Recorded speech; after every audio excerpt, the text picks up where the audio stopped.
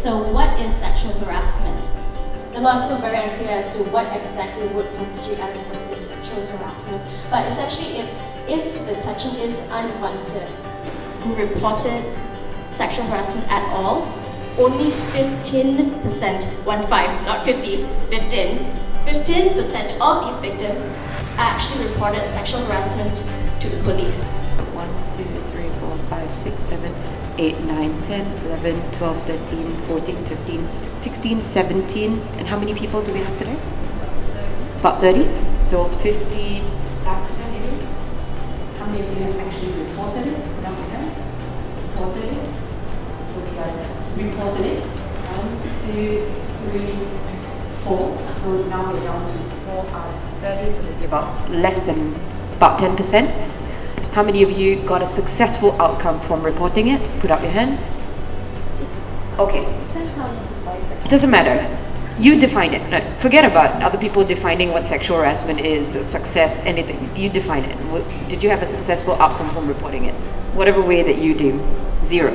So in talking to the governments about making all of those legislative changes about stalking within the Employment Act, Gender Equality Act, Sexual Harassment Act, what we're also telling them is when Treasury puts money into setting up these structures and panels and tribunals, etc., please also put money into public education campaigns. That is extremely, extremely important. So let's hope they do that as well. So do things if you're investigating, if you're handling a case, if you're handling a complaint, do things on a case-by-case basis, and you always need to analyze the underlying narrative, the underlying context, analyze the relationship between these two individuals, analyze the way that interaction happened, analyze if there's previous interactions that have happened. So context.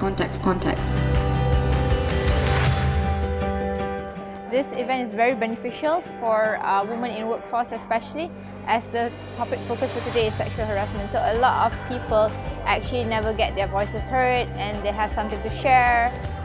So this is really fun. I came in not really thinking very much about sexual harassment. I knew it's an issue. I've also been a victim of sexual harassment, but never really thought about it.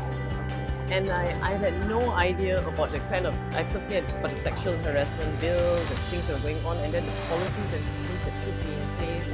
I think it was really good to hear people talk about sexual harassment from multiple points of view. So normally when you hear people mention sexual harassment, you always think about it in the workplace. But I think it was really insightful to have the issue discussed from a sort of legislator's perspective, an organizational perspective, but also a personal perspective on like what you can do for yourself. The event is incredibly insightful because the panel was very wonderful in explaining how much progress was made, and also they've identified things that we can do concretely to empower women to speak up.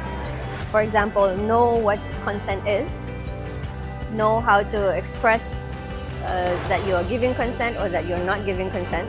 That's absolutely important, not just for women, for anybody to learn. And also we talked about what constitutes harassment. We were given a clear definition of it, which I struggled with before, but now I have a clearer picture.